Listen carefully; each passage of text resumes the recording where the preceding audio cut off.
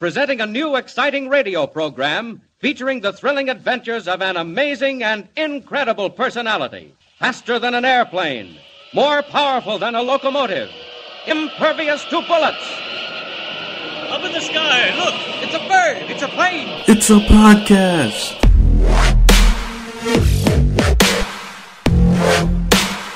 Race a high-powered bullet to the target. With tremendous weight, bend solid steel in his bare hands, as though it were...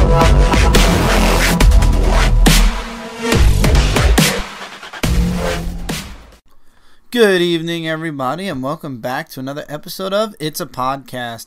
And it's a really late podcast. So late that the Zone 4 segment of this show was recorded approximately 3 days ago. And the topic of the Zone 4 segment was Derby City Comic Con. Brant's thoughts and his expectations of the convention, what he was hoping would happen. And a funny story, I'm recording this on Sunday, so the convention's already over. So I'm sure Brant will have a post-Derby City Comic Con segment, as he had a pre-one for this episode. The reason this is late is, well, it's the first week of summer, and summer work has been a killer for me. Coming home and literally plopping on the bed and going out for a bit. And also, baby topic-wise, Tommy started teething. So, for anybody who has a child, you know what it's like to have a child who's teething. Yeah. Hard to record. Very hard to record. But anyway, a lot of stuff did happen this week, actually, and I'm going to definitely talk about that, as well as a couple of comic books. I have a few from the week of the 18th that I would like to talk about. I have not even begun, except minus one book, which I will be reviewing on Comic Frontline. I haven't even really begun reading my books that came out the last week of June 24th, but usually this podcast goes up to date after those books come out, and I usually don't have them until Friday anyway, so I normally don't talk about the books anyway. But from the 18th, I have a couple of books I want to talk about. We're going to get into the comic books first, and then I'll talk about what I've been up to the past couple of days and what's been going on. I have 5 books, and one book I'm going to get out of the way right now and just throw it out there. Batman Eternal issue number 11.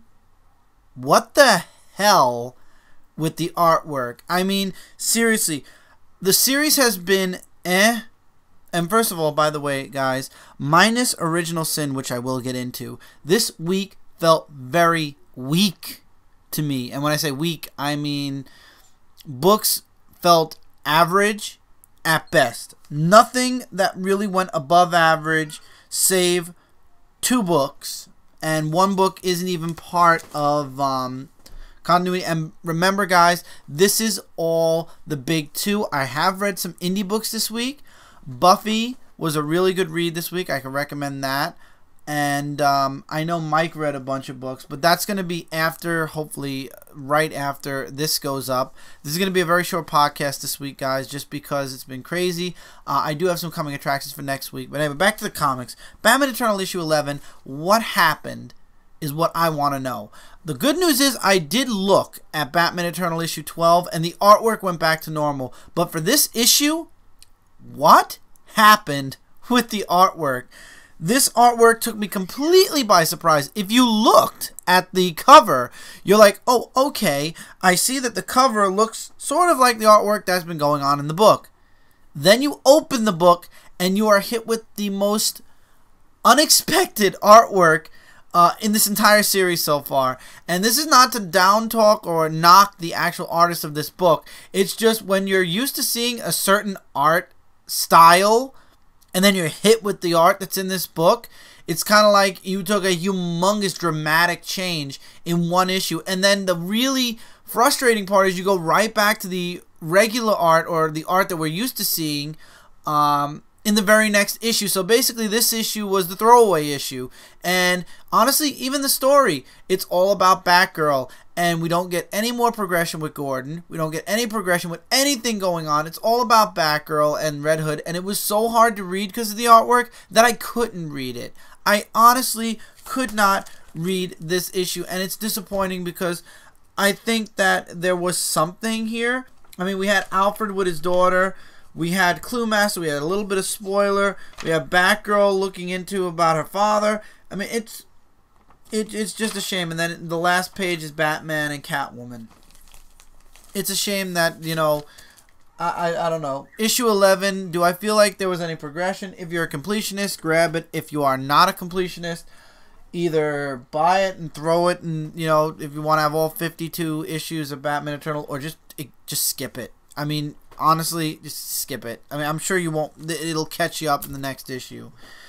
Another book that was average, but it's going to lead into Robin Rises, or what do you call? What was the series going to be called? The Robin Rise. Red Dawn. Robin Rises Omega. And that's Batman and Ra's al Ghul, issue number 32 of Batman and the Batman and series. This book was really good. There was really nice dialogue exchanged between Ra's al Ghul and Batman, and if you missed out on that, it's really, really good. I mean, they're teasing Damian coming back, but I don't know. I have a feeling like, why would you have killed Damian? I mean, Grant Morrison's quote-unquote grand scheme was to introduce us to Damian and then kill him by the end of his run on Batman Inc.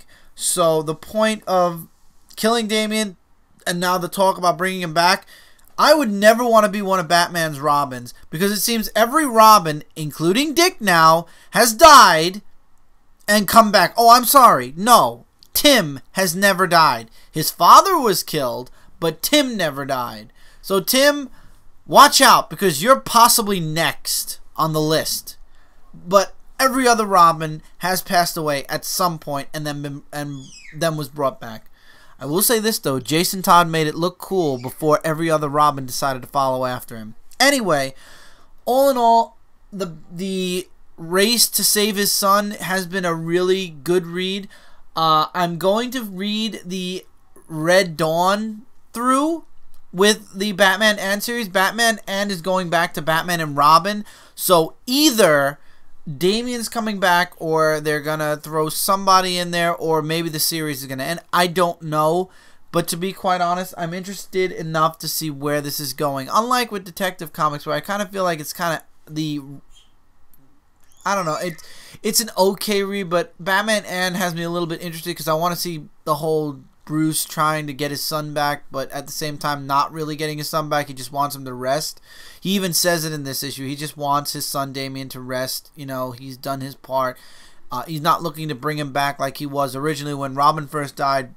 Bruce was going and crazy trying to figure out how to bring him back to life, and then finally he came to terms with his son being dead and let it go. And now you got Ra's coming in, wanting to not only bring Damian back but erase all of his memories.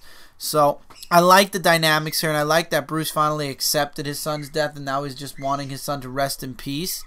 So I don't know. Like I said, I'm going to follow it through.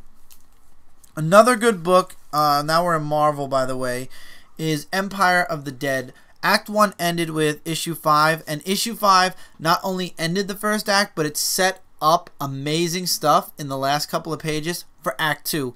Act 2 is coming out in September, and you bet your behinds I'm going to be getting Act 2. Act 1, really, there weren't too many zombies. They showed them in the first couple of pages, and then once they locked them up, quote-unquote, because the zombies are smart now, and the doctor, what was her name now? Let me remember her name. Penny figures out that, you know, the zombies are smart. She shows Paul that they're all hiding in the what do you call it, the subway, and they bring him into the arena, and that's where they leave the zombies off. The rest of the book is all about the mayor, who's a vampire, his cousin, his nephew, and everything else going on around them in the city. And it leaves off setting up, like I said, for Act 2, which is coming out this September. I really enjoyed the series. It takes place after Night of the Living Dead. George Romero George A. Romero, let me say the A because a lot of people kill you if you don't say names correctly. He set up a really good comic series. I'm really interested in seeing where Act 2 comes in. Hopefully Act 2 will focus a little bit more on the zombies and a little bit less with the vampires. I mean, I understand he's doing the whole vampire angle with the Empire of the Dead, But at the same time, I would like to see the focus. I mean, when I think of Night of the Living Dead or Empire of the Dead, I'm thinking zombies first and vampires second. And when the series started, it was very heavy on the zombies, and then it somehow skewed into the vampires, and then the vampires took over. I'm hoping with Act 2 you find a little bit more of a balance. I mean, every issue did involve zombies, but I feel like the focus was too much on what the vampires were doing and on the Doctor trying to civilize zombies again. I really would like to see a little bit more focus on the zombies, like when the series originally started. And I'm sure we're going to get that in Act 2 plus more, because there's a lot of interesting stuff that's being set up. Another really good book was Daredevil, issue number 4. Mark Waid, Chris Samney. I'm sorry, but this book, every time it comes out, is a pleasure. The only reason why I get upset now with this book is the fact that Marvel relaunched it in a new volume, and basically because they relaunched it, they stuck the bonus digital download code for free on it, and that means it is now $3.99. I like how in the last issue we believed that Matt was going to be killed thanks to the owl, and the Shroud, Max figures out, he saves Daredevil, but at the same time he ends up taking the owl away. And there's a comedic scene in the middle of this book with Matt and Kristen where they're talking over about Max a little bit. There's these girls that show up and they want to take a picture with Matt, or actually they kind of ask, but I don't know, it's kind of a funny kind of thing. There's definitely that relief, that sense of humor in the book still. And then you have the whole part with the Shroud again, and Matt showing up and trying to, he figures out that the Shroud Max wants to, he calls it suicide by supervillain. And he knew that the owl wasn't going to be able to bring his girlfriend back, but he wanted to have that false hope, so to speak. And Daredevil promises Max at the end of this issue that he's going to find her, and he says, I'll be waiting out there somewhere. So I thought this was a really strong issue. I really liked it. The Shroud, I'm sure we're going to be seeing him again soon-ish. I like the whole Daredevil in California now. I know that next week, which is the first week of July, we're getting the .5 issue, or the .1 issue, which is basically all the digital first stories, or the small 4-part Disney Infinite, listen to me. All the Marvel digital only stories put together in one big book, because I believe it was like $5. And it's basically the bridge between Matt leaving New York and Matt arriving in California, and then Daredevil #1 is supposedly where we continue forward. So it'll be nice to read that. I didn't get a chance to read it because I don't buy digital comics, so now that they have a hard copy of it, it'll be a little bit more accessible for me to read, because, like I said, I don't do digital comics, guys. I know a lot of people say, digital comics are part of the future, and that's where we're going to be reading a lot of books. But for me, I like my books in hand. I like to be able to access them whenever I want, in my collection, without having to go on a computer and depend on an internet. Let's say the internet goes down. Bye, comics. See you whenever my internet comes back. Internet goes down right now with my comics in my hand. Hi, comics. I can still read you. That's my opinion on digital comics, and we're going to move back into Original Sin issue number 4. Story didn't really go too far forward in this issue. However, we ended again with another Nick Fury ending. In the last issue, we got to see Bucky killing Nick Fury. And I think everybody saw it coming. Everybody saw that it was going to be a LMD, a life model decoy. And everybody, and I knew Bucky wasn't going to turn evil but then again, you never know with this series. A lot of unexpected stuff happens. Long story short, the team that's being led by somebody we don't know yet, all of them find a way to this satellite, and Bucky finds his way there, and so does the people who left behind, Gamora and Knight. Oh God, why did the name just completely Moon Knight? And they all think that Bucky's the bad guy, and it turns out Bucky's not the bad guy. He's actually he actually reveals that Nick Fury was a life model decoy. There's a funny scene in here with the Punisher and Rocket talking about their guns, comparing guns, so to speak. And I just thought that was really funny. I'm trying to find that scene. Yeah. It was just really funny. And it'd be interesting to see a whole Rocket Raccoon Punisher kind of little tiny stories. I don't know. That's just me. And then in the end, we get another reveal with Nick Fury, which I'm not going to spoil. But at the same time, it's really not a spoiler anymore because this book is 2 weeks old and I've seen the splash page anyway. But it turns out that Nick Fury is alive, but he's really old. And he's depending on his life model decoys now to be him because he can't be him anymore. And I have a feeling because they revealed that in this book, at some point, either Nick Fury is going to die, is going to be taken out of Marvel Comics for a while, or will somehow find a way to re-youthify himself somehow, some way. I don't know. There was a previous miniseries where Nick Fury no longer was able to take the serum, which allowed him to be young and strong and all that other stuff. It's kind of like a super soldier serum. So he was going to start aging. Marvel kind of forgot about it, but apparently Jason Aaron did not forget about it, and he brought it up in this series now.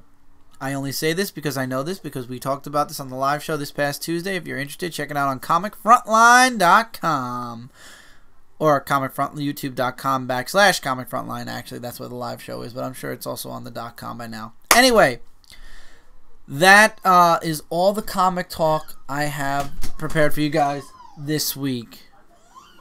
So now we get into the stuff that's been going on. I've had a very busy week, guys. Like I said, Tommy started teething, so everything's kind of been a little bit delayed. Reviews are late due to a lot of stuff going on also. Like I said, Mike actually went away today, so won't have him here to record till later on. We didn't get a chance to do the indie review until later on tonight. We won't have the chance to do that. And anyway, in the middle of the week, we actually got our first package. For those of you that don't know, which you should mostly, I mentioned this on the weekly haul. Let's start with this news. On my channel, starting the first couple of days in July, well, starting in July, ending at the end of August, or actually I should say the beginning of September, I'm doing a summer event on my channel called the Street Fighter Summer Event. I've been advertising it everywhere. I posted the logo for it already on Twitter and Instagram, and not Instagram, and Facebook, and I also have a thumbnail for all the videos as we proceed forward on this channel. But anyway, Street Fighter Summer is going to basically be us on this channel reviewing a bunch of Street Fighter stuff. Mike and I just got a couple of books. We're going to be getting more books. I don't think we're going to be going into the toys, but there's a reason for that now. But we will be doing a lot of Street Fighter stuff, at least 1 or 2 videos every week for the next 8 weeks. 4 weeks in July and 4 weeks in August. First day of September, it'll be the end of the Street Fighter Summer Event.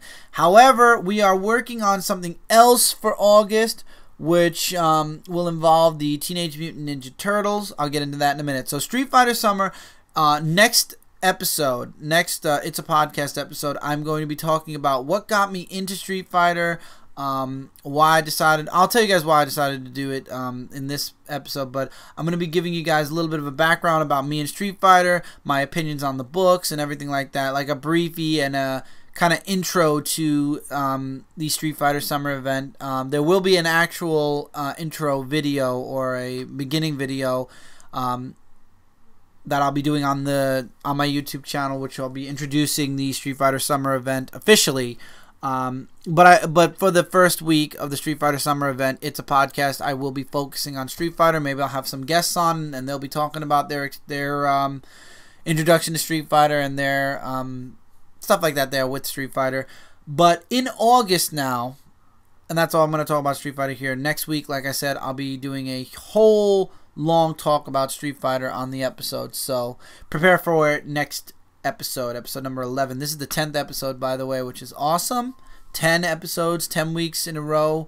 Well, minus 1 week actually because we weren't able to record. But anyway, In August, the Teenage Mutant Ninja Turtle movie is coming out.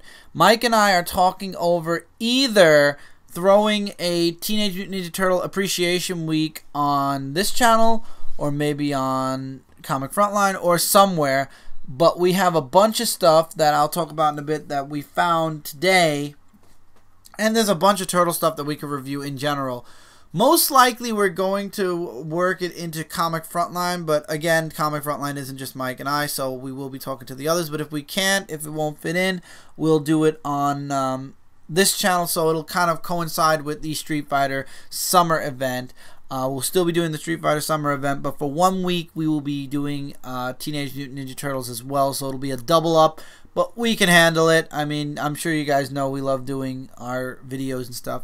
So anyway, on Brooklyn Boys, by the way, we will be doing video games pertaining to Street Fighter, but like I said, that'll all be in the intro stuff as well. But if you like video games, definitely go subscribe to Brooklyn Boys 13 because we will probably be starting next week with Street Fighter, and we got a bunch of different Street Fighter games.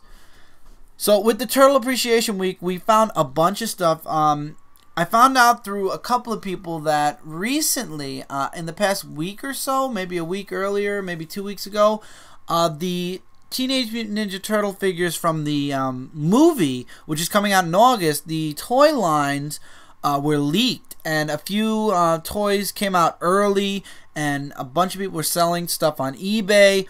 Mike and I actually got our hands on some of the 5.5, 6-inch figures. We got the 4 turtles, we got April, and we sent away for those, so those should be coming this week. But also, I heard due to the fact that there was a leak, the toys were actually slated to come out now anyway, so they started showing up in stores. So I found out yesterday that local Toys R Us has had most of the turtle stuff out already. So Mike and I today, before Mike went out, we actually took a quick trip over to Toys R Us, and we got a bunch of stuff at Toys R Us. Me personally, my goal was to get there and get the 11-inch figures at least, and we did, and we got more. There will be a whole video either on this channel or on Comic Frontline, but we will be doing a Toys R Us haul because we got a bunch of stuff from Toys R Us. I actually found out that DC Comics has a figure line called the DC Comics Multiverse, and basically it has the Michael Keaton Batman, Danny DeVito Penguin, the comic version, the comic series Mr. Freeze, and then they have one thing from Superman so far, and that's General Zod from Superman 2, which I actually grabbed that as well. When I saw that, I said there's no way I'm leaving the store without getting this figure because I don't have any figures from the original Superman movie line, so I grabbed that up. It's a small figure though. But we went there, and we saw a bunch of awesome stuff at Toys R Us. The Transformer stuff that's coming out because of the movie, which I heard from a lot of people who saw the movie kind of bombed. I mean, some people said it was good, but a lot of people are saying it was not really a good movie, which doesn't give me much hope for the Teenage Mutant Ninja Turtle movie coming out, which a lot of people are still getting mad at me for saying it's bad before it even comes out, but from what I'm seeing in the trailers, it doesn't look good.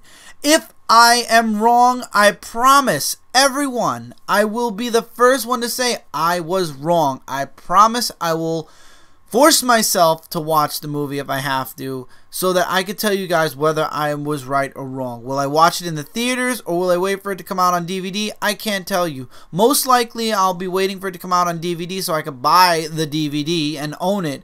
But if I see it earlier, I promise I will. If I'm wrong, say I'm wrong. If I feel I was right, I will say I was right. But until the movie comes out, I can't, say it. From what I've seen in trailers, and that's what trailers are for people who don't understand why people are judging the movie by the trailers. The trailers are to show people what the movie's going to look like mostly, or, give them an idea of what the movie's like. So, yeah, we can give an opinion about the trailers, and my opinion about the trailers is, first of all, I didn't agree with the turtle models. The toy line, actually the turtles look a lot better in the toy line than they do CGI. How that happens, I have no clue. Don't ask me. I don't know why they look better as toys, but they do. Okay? So for anybody who's about to say, hey, Chris, you've been trashing on the movie, but you got the toys. First of all, they're toys. Okay? You guys know how I love to review toys. That's number one. Number two, like I said, the toy line, they look cool. I'm not going to lie. Some of the figures actually look really nice. However, again, the CGI versions don't look so nice. I mean, again, let's see how the movie goes. Yes. Personally, I think the movie's not going to go well, and it has nothing to do with even the character models. It has to do with the story itself. Okay? When I saw hulked out Shredder with a bunch of blades that looked like Edward Scissorhands, yeah, I don't think it's going to be that good. But I'm going to wait and see, and then I'm going to either say I was right or, okay, I was wrong. Look, I have no problem admitting if I'm wrong. I'm sure a few other people have a problem admitting if they were wrong, but that's their problem, not mine. I could give her two craps if people care if they were, wrong or not. Personally, I'll see the movie and judge it there. I mean, to be honest, even the Turtle movie from back in the 90s, people didn't like it because it wasn't like the Turtles in the comic. And I can understand that because I've read the original volume, the first volume now, and I could see how different the Turtles were from the comics to the cartoons to the TV show to the movie. I mean, yes, there was a huge difference, and if I was reading the comics and it came to then the cartoons and everything, and they really PG'd it up, maybe I wouldn't have liked the movies or the cartoon as much. But as a kid who grew up with the cartoons and the movies first, I tend to like them more. And again, I'm not really a movie buff. I'm not really a person who runs to to theaters to see movies. I'm not somebody who watches TV too often either. For me, I love reviewing comics, I love reviewing toys and stuff like that. When it comes to TV and movies, those just aren't my forte. I even play video games, but when it comes to stuff like TVs and movies stuff, I guess that's more why I'm more opinionated. It's because if it doesn't interest me, I probably won't watch it, or if it's something that involves a franchise. And I think R. Dowdy, the great legend, said it best. Movies never go to the T with source material. The source material will always be the best, and that's true. So no matter what, even if the Turtle movie is horrid, it's not the source. The source will always be true to the franchise, and it's the comic. And you know what? I love reading the comic. I love it each and every month. It's my pick of the month every month. So you know what? No matter what happens with the Turtle movie, I know that the comic books are still going to be awesome from this month all the way through past August. So let the movie happen and we'll see where it goes. But that trip to Toys R Us, there's a bunch of nice stuff. They even have Guardians of the Galaxy stuff out, guys. And that stuff, some of it looks really cool. If you have kids, I would definitely recommend some of it. That Rocket Raccoon mask is hilarious. Hilarious. But we had a good outing. We actually got some more stuff. We got, Cindy got something. We all got something. I think every single one of us got something from this trip. But the 11-inch figures look really nice, and to be honest, I don't even know. I wanted to get these figures. I knew Mike got the 6-inch figures when we found them on eBay, so I was like, you know what? I want to get the 11-inch ones because there's more detail to them. They're bigger, they look nicer, and detail is everything for me. So we got them. We actually got there. They weren't even out yet. We actually, somebody had to go in the back and actually gave us a set of 4. So we thought they ran out at first, and we were really upset we took that long trip for nothing. But the good news was they didn't put them out yet. So we got them. So for those of you out there that are looking for Turtle movie stuff, it is out. I repeat, it is out. I would get to your local Toys R Us shop if you want them now, or you're going to be waiting for a while because those 6-inch figures were mostly gone. There was one Mikey, a couple of Donnies, a Foot Soldier, Shredder was sold out, Splinter was sold out, April was gone, Leo wasn't there, and Raphael wasn't there. There's a bunch of stuff that came out. There's a few other things in the pamphlet that the toys come with that are still yet to be released. But for the most part, most of the stuff that was slated or that we know about came out. So if you guys really wanted those 11-inch figures or the new Turtle Van or the 6-inch to 5.5-inch figures, stuff like that, there's a deluxe 6-inch figure. There's a role-playing thing for your kids if they want the role-playing stuff.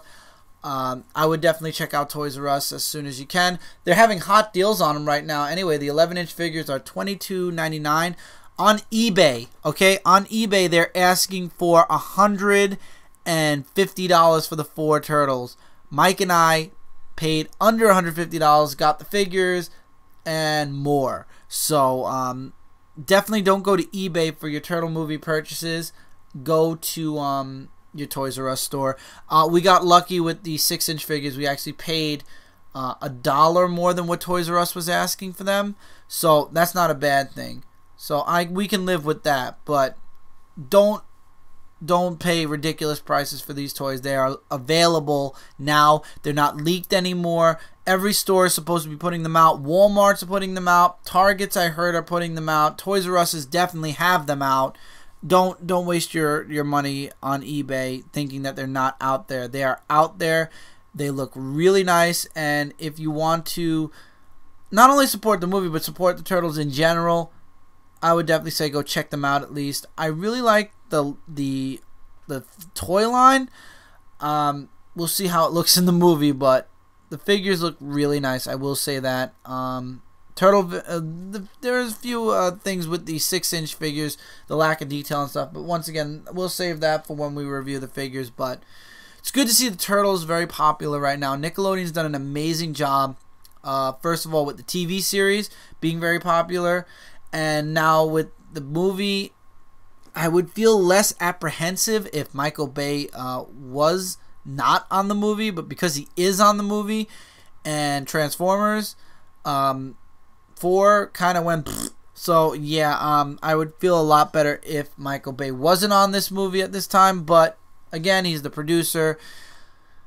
We'll see. We shall see. But that's again the movie. The toys look amazing though. So if you want any recommendations, I would definitely recommend going to Toys R Us as soon as you can, because I have no idea if the figure prices are going to go up at some point. But it's worth the money, and it's worth it if you find them, if you have the extra cash. They're a nice addition to your collection if you have a figure collection. It's a nice addition to your turtle collection if you collect turtle stuff. So up to you guys. But that was our week. We got that. We got the turtle stuff today. We got the Street Fighter stuff in the middle of the week. I found the Transformer DVDs when I was grocery shopping for $5 this past week. And now I kind of feel bad that the 4th movie kind of tanked. I mean, I got the 3 in the hopes that, Grimlock was in this 4th movie and things were going to be amazing. And yeah, that kind of fell through, which is disappointing. But again, it's, I don't even know really how to. It's a Michael Bay movie, I guess. That's the best way to put it. I heard lots of explosions, not too much Transformers, and a lot of focus on the humans, which sounds familiar because the Godzilla movie, I remember a lot of people who saw it either really liked it or really hated it because Godzilla was like a background character compared to the human characters, which is where the movie mostly focused on. And again, if you're going to focus on the humans and not the really cool thing, Godzilla's in the title. Transformers in the title. People who are going to see that movie, 90% they're going to see the name in the title. And if you have the name in the title as the background people or the background objects, yeah, it's going to piss off a lot of people. Transformers shouldn't have been in the background. Godzilla really should not have been in the background, and you should not have cut off half the fights that were in the movie. Well, I guess live and learn. But with the 4th movie, I'm shocked that the 4th movie is getting such a low rating from a lot of people who saw it. I was thinking maybe things would improve, but again, it sets up for a sequel, so there'll be a Transformers 5, so maybe they'll do better in Transformers 5. But there's a whole bunch of Transformers stuff too, by the way, guys. So if you're interested, they had a classic Grimlock compared to the new Grimlock. I would have bought it just for the classic Grimlock, to be quite honest. But movie-wise, again, not my forte, as they say. So if you like movies, if you like TV, awesome.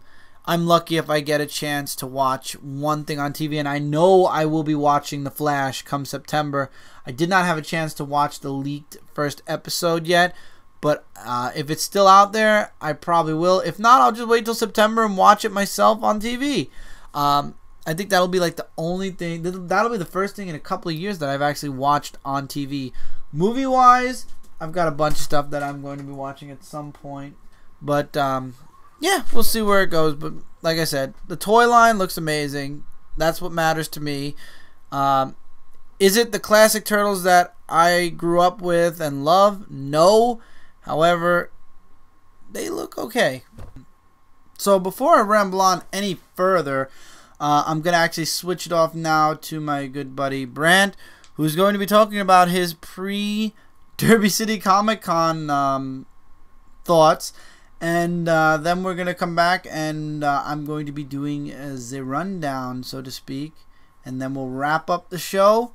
So, Brant, take it away.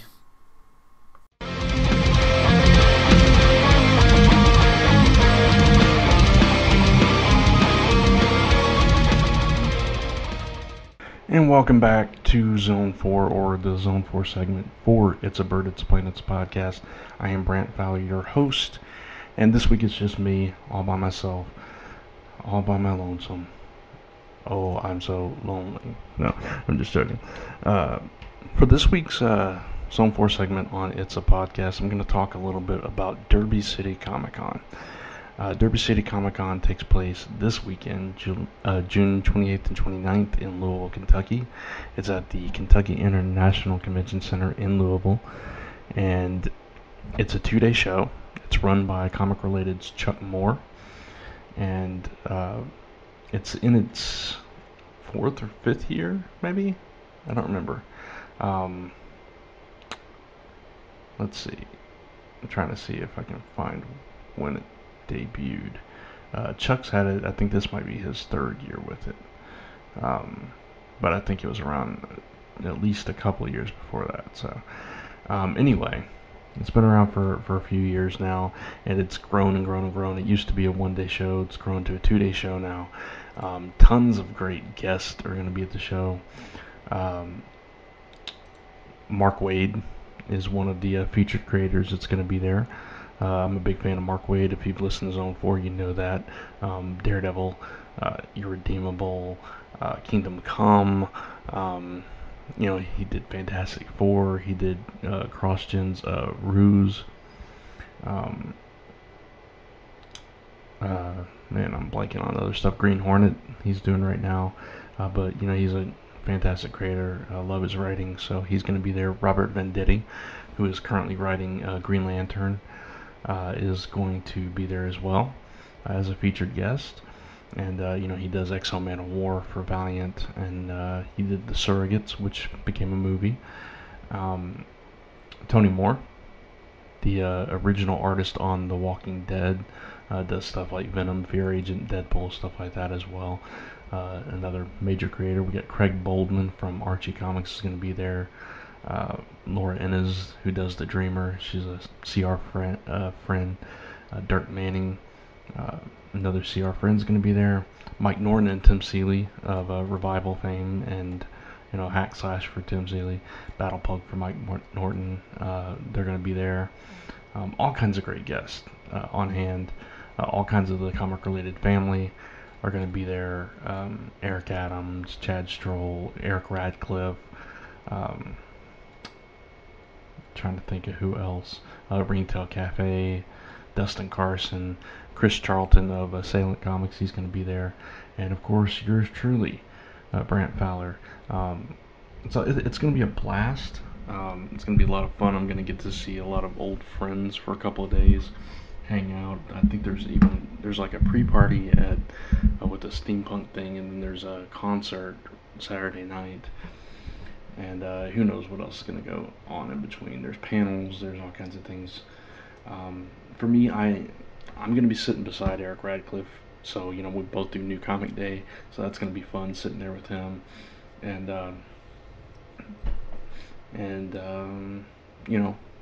it's just going to be a blast. All kinds of fun things going on.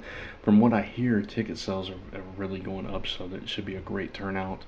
Every year, I think the fans that have come has grown, and now we got Decapitated Dan, by the way, is another person that's coming from out of town. He's going to be there. yeah, it just keeps growing and getting bigger and better and expanding. If you don't know, Chuck already announced 2 more conventions. There's another one in the Louisville area this fall called Cavalcade of Comics. And then in Cincinnati, starting next year in February, is going to be Queen City Comic Con. So a lot of great things coming out of Derby City.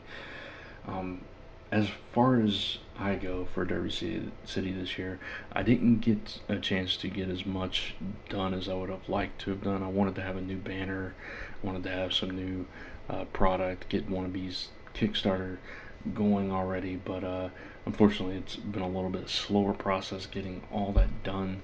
But I'll be there promoting my services. I'll have samples of my logo designs and my lettering, stuff like that. I'll have some older books that I lettered. I'll have on hand the last, to my knowledge, existing physical copies of the original Wannabes #1. We are redoing that issue. You can ask me about all the details about that. I have a new artist on board. We're going forward. We're going to update it a little bit.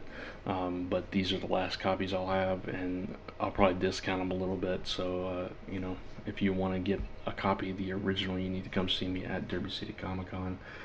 The banner I'll have is actually the old Wannabes banner that has Scott's name on it and everything. And Scott Simmons will also be at the show if you're a fan of his work, and he does Our Supermom right now, so he'll be there. But yeah, I'll have that stuff. I may be doing sketch cards. I did that at River City. I may do that here as well. I don't know yet. I announced or I will be announcing on Zone 4 something about It's All Related, which is a webcomic that I used to do with Ringtail Cafe on comicrelated.com a few years ago, but we had to stop for various reasons. I make an announcement about that on this week's Zone 4, so tune into that and hear what that is. But I will tell you that there will possibly be sketches and stuff available to look at my table. Also beside me, I do letter New Comic Day.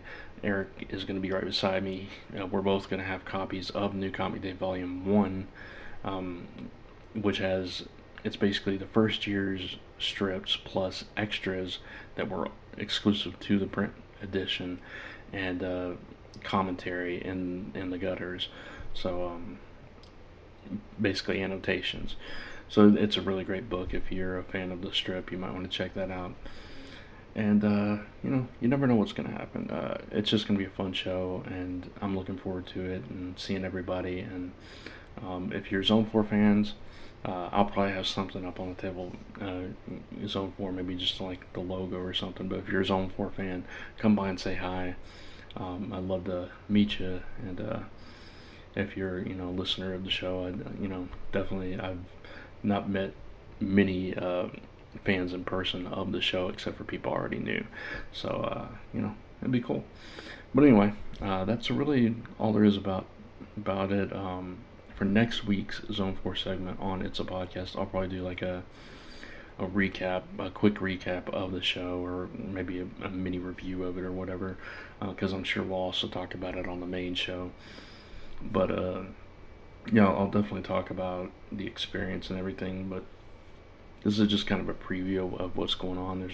Like I said, there's going to be tons of creators there, tons of vendors, tons of panels and events and things like that going on. And while I don't have new product per se, the people around me definitely do. On the other side of me is the Fandom Pints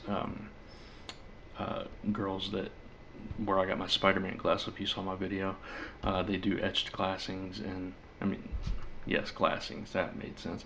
Etched glasses, so like drinking glasses etched with different superhero and pop culture kind of stencils and stuff. They're really cool. So they'll be beside me, so you can stop by, say hi to me, maybe pick up older copy of Wannabes or New Comic Day, step over to Eric. He's gonna have some prints of some New Comic Day strips, and then grab a glass from Phantom Pints and enjoy the experience, walk around, buy some indie comics, and get your latest issue of Revival, or Green Lantern or Daredevil signed and have a blast. So come out and see us at Derby City Comic Con this Saturday and Sunday, June 28th and 29th in Louisville, Kentucky. And that's going to wrap it up for this Zone 4 segment. So I will end it there because now Chris and I have to get on with the rest of the show. So there you go. Thanks, guys.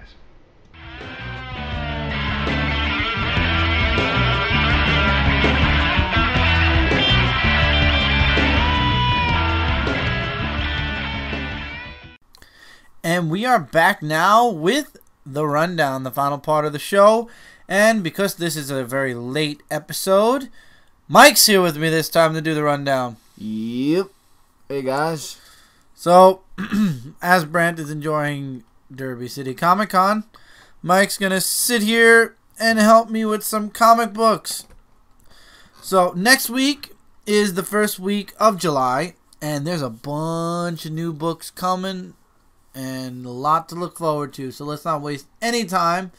And, Michael, you're going to start us off with Dark Horse. So, what books are you looking forward to from Dark Horse this week? Alright, well, from Dark Horse, we have some interesting comic books. For example, we have Angel and Fate Season 10, issue number 4. Looking forward to that myself. Yep. And, Really not that many, actually, now that I look at it. That's about it. That's all we read.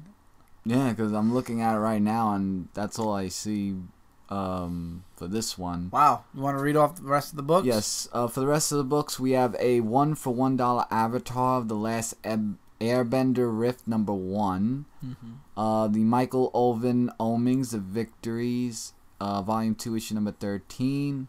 And White Suits, issue number 4. That's it from Dark Horse, but there's a lot of trade paperbacks if you're interested. And hardcover as well with a RoboCop vs. Terminator. Ooh, that's interesting. Mm-hmm. Alright, so now Chris will do DC Comics? Yes. DC Comics, starting this month, they have a lot of Batman 75th anniversary covers. Same price as the original regular covers. I'm looking forward to Action Comics 33. I actually got the Batman 75th for that. Hopefully Batman Eternal will be good.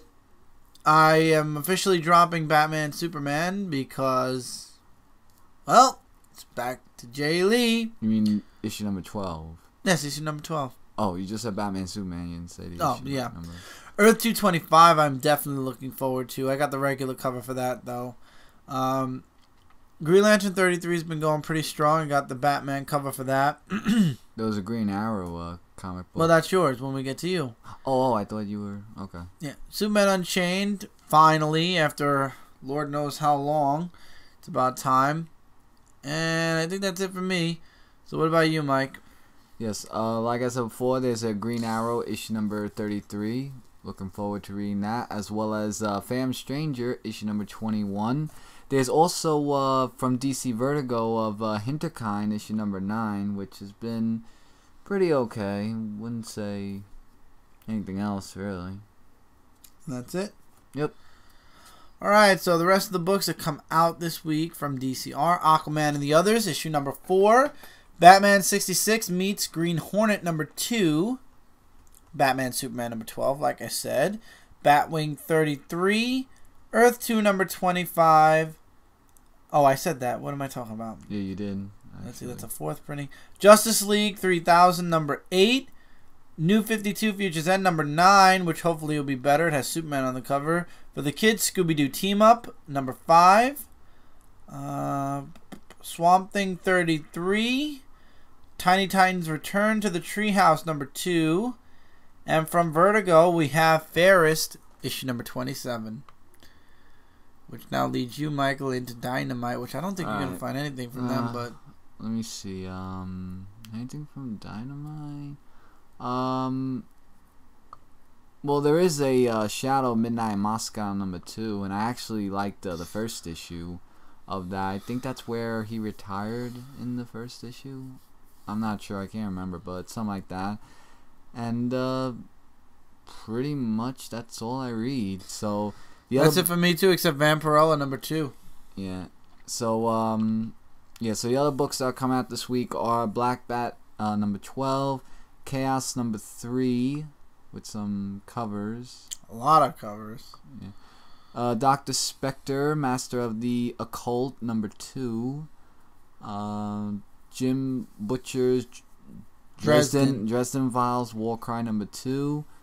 $6 Million Man, Season 6, Issue number 4. Solar Man of the Atom, Volume 2, Issue number 1. That's a signed one. Oh, it's a signed one? Oh. There's Tom Clancy's Splinter Cell Echoes, number 1. That actually has me interested. Yeah, from a video game is into a comic book. That's really cool. Twilight Zone, Volume 5, Issue number 6. And that's it for Dynamite Entertainment. So Chris will now take us through IDW Publishing. IDW, let's see what they got. They really have nothing this week for me. What about you? Star Mage. I'm sorry, they do have Star Mage. Yeah, I'll go with it they have Dexter's Laboratory, number 4, which I'm looking forward to. Indestructible, number 7. There was something else I saw, I think. What was that? Keep going. That's it. That's it? Alright, so that's pretty much it for there. Alright, for the dollar books, we have Lock and Key, Crown of Shadows, number 1. It's 100 pennies press edition. Rogue Trooper, Classics, number 3. And Weird Love, number 2. Going into Image now. Alright, let's see. From Image, we have nothing for me. So what about you, Chris? Witchblade, 176. That's it. Alright, so going down the list for Image that's coming out. Black Kiss 2, Triple Xmas in July, special one-shot. Clone, number 18. East of West, number 13. Elephant Men, number 58. Field, number 3. Hack/Son of Samian, number 1. Lazarus, number 9. Madame Frankenstein, number 3. Morning Glories, number 39. Nailbiter, number 3. There's a second printing of Nailbiter, number 2, by the way. Here's one. Protectors Inc., number 7. So that's one book for me. Satellite Sam, number 9. Shelter, number 10. Sidekick, number 7. Southern Bastards, number 3. I know, that's funny. Tech Jacket, Volume 2, Issue number 1. Thief of Thieves, number 22. Do one of us read Thief of Thieves? I used to. Oh. And that's it for Image. So now, Chris, take us through Marvel. Marvel has a bunch of books. There's the 100th anniversary special for the Fantastic Four. It's only $3.99, which is really cool. There is Daredevil, issue 0.1, which I'm looking forward to that. Disney Kingdom's Figment, really, it's selling out. That's crazy. I decided not to get that miniseries, and it's a sellout series, so that's wow. Still not interested in it, though.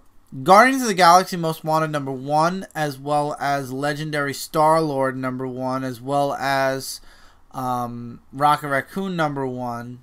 I'm looking forward to all those. Plus Miles Morales Ultimate Spider-Man number 3. New Warriors number 7. Original Sin number 5. And I think that's it. Yep, that's it. Alright, so for me, I did see there was another X Factor comic book all the way up. Whoa, that's a little too fast. Yeah, there's that. All New X Factor number 10. Let's see. There's another Deadpool versus. I don't know why. Iron Fist Living Weapon number 4. There was Magneto number 6. Yep. Let's see. I think there was one more book. Punisher issue number 8, which actually came out faster than I thought. And that's it for Marvel. For me. Alright, so going back to the tippy top, because I think you covered mostly everything. Avengers Assemble number 25. Avengers. Oh no, I'm sorry. Never mind. Those are double print. Second printings.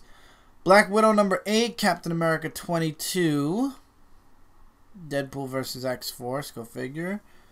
Oh wow, there's a lot of covers for Legendary Star-Lord.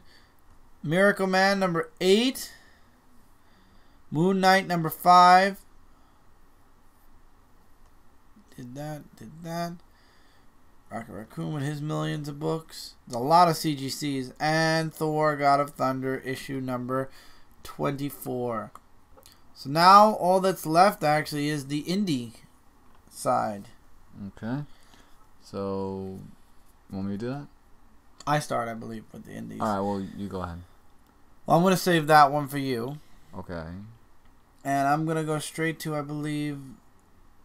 Well, Garfield 27, my guilty pleasure, of course.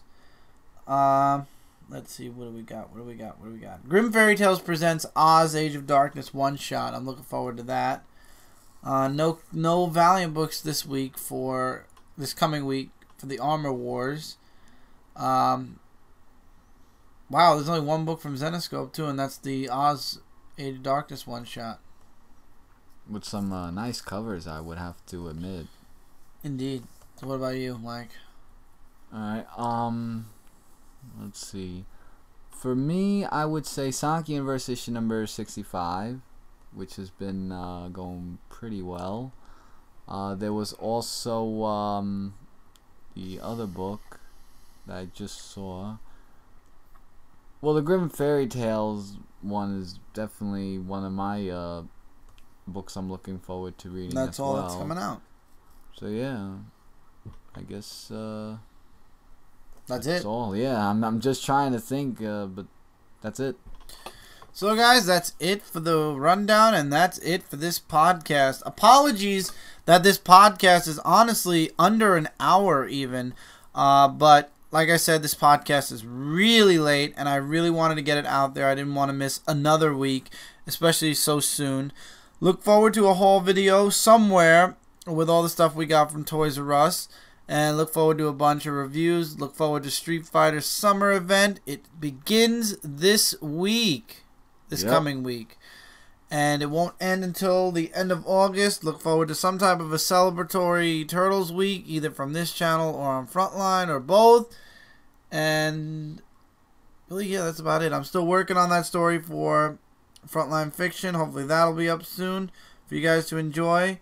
So I think that's about it. So without stressing out what I'm going to say next any further, I guess there's nothing left to do except cue the outro. Join us next time for another episode of It's a bird! It's a plane! It's a Podcast.